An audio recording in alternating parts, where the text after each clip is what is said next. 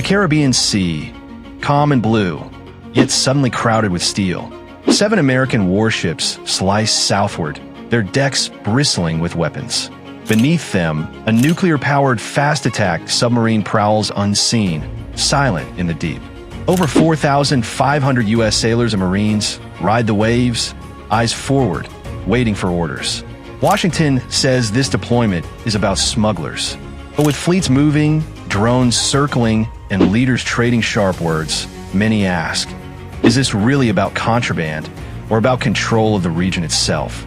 Stay tuned, and before we dive in, hit like, subscribe, and ring the notification bell so you never miss a deep dive from Naval Brief. In recent weeks, the Pentagon deployed this powerful task force into the southern Caribbean, just off Venezuela's northern coast. Destroyers supply ships, and surveillance vessels now prowl these waters, their presence impossible to ignore. By night, their navigation lights glow faintly across the horizon. By day, aircraft circle overhead, scanning the seas. Below it all, the submarine glides, its very silence an act of deterrence. With them sail more than 4,500 U.S. personnel, including Marines trained for rapid response and amphibious operations, ready to move where they're needed. Officially, the Pentagon says this is about narcotics. But a force of this size, ships, Marines, and a nuclear submarine, feels less like policing and more like a show of force. Beyond the coastlines, the ripples travel farther. President Hugo Chavez and now President Nicolas Maduro steer Venezuela away from Washington and into the orbit of Moscow, Havana, and Beijing. The U.S. tried sanctions, economic isolation, even recognizing opposition leader Juan Guaido as Venezuela's rightful president in 2019.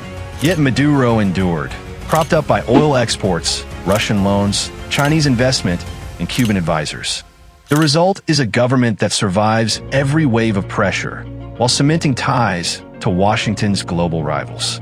To American eyes, Venezuelan ports now represent more than trade hubs. They are potential strongholds for Russia and China, right in America's backyard. For Washington, this deployment is about more than one leader. The Caribbean itself is the gateway to the Panama Canal, a lifeline of global commerce. Some reports say roughly 40% of U.S. container traffic passes through those locks. Whoever controls access to the canal commands leverage over global shipping. In the past, the U.S. has gone to extremes to safeguard it, from building bases across Central America to invading Panama in 1989 to remove Manuel Noriega. The last time tensions in these waters reached this level of intensity was during the Cuban Missile Crisis of 1962, when Soviet missiles in Cuba nearly pushed the world to the brink. Today's standoff doesn't yet match that scale, but the echoes still ring loud. Washington says the task force was deployed to confront criminal organizations moving contraband through the Caribbean, networks accused of funneling tons of narcotics into North America and Europe every year. By pushing ships and submarines into these waters, at the doorstep of the Panama Canal, one of the world's most critical trade routes, the U.S. is signaling it won't let the region become a lawless highway for smugglers or the state backers that protect them. Caracas responded with fury and defiance. Maduro blasted the U.S. presence as an act of aggression and ordered his armed forces on a high alert. Along the coastline, armored vehicles rolled through sand drills, infantry practiced live fire, and air defense systems were positioned on ridgelines. Out at sea, fast patrol craft fanned across harbors, shadowing foreign ships and weaving deliberately among fishing boats. Overhead, drones traced wide circles, a constant reminder that Venezuela was watching. The display was meant as much for foreign audiences as for its own people, a signal that Caracas would not back down. Days later, Washington turned the pressure higher still, raising the reward for Maduro's capture to $50 million. Around the world, reactions rippled. Moscow accused Washington of destabilizing the region. Russia has long backed Venezuela, sending strategic bombers in 2008 and again in 2018, docking warships at its ports and supplying advanced weapon systems. While a direct Russian clash with the U.S. Navy is unlikely, the symbolism is undeniable. Caracas is not isolated.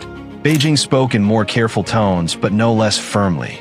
China has poured billions into Venezuela through oil-for-loan deals, making it both creditor and customer. Beijing warned against militarization, but it watches closely because the outcome will affect its energy flows and influence in Latin America. Cuba, Maduro's closest ally, echoed his rhetoric, condemning U.S. militarization and pledging solidarity with Caracas. Closer to the crisis, Latin America itself is split. Colombia, scarred by decades of narco wars and a longtime U.S. partner, quietly supports the operation. But smaller Caribbean nations voice unease, fearful of being dragged into a superpower confrontation. Even Guyana, Venezuela's neighbor and bitter rival over oil-rich borderlands, treads carefully, supporting Washington in principle, but wary of sparking wider conflict. The danger lies not only in politics, but in the smallest missteps. A Venezuelan patrol cutting too close to a U.S. destroyer. A fighter jet locking radar on an American aircraft.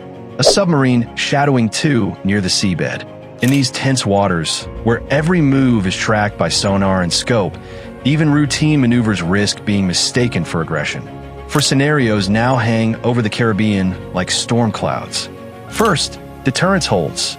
The sight of American steel dissuades smugglers and warns Caracas against miscalculation. No shots fired, yet the message delivered. For Washington, if deterrence holds and cartel operations are suppressed, that alone would make the mission a success. Second, a symbolic standoff. Both Washington and Caracas use the deployment for propaganda, strengthening domestic support, while keeping the confrontation just surefire. The ships remain offshore, Maduro parades his troops, and each side claims victory without exchanging a single shot. It becomes theater on the high seas, with both governments turning cameras toward their own people. Third, escalation. A misread signal or reckless move. An intercept too close, a patrol boat ramming a destroyer, triggers a clash at sea or in the air. What begins as counter-narcotics spirals into open conflict.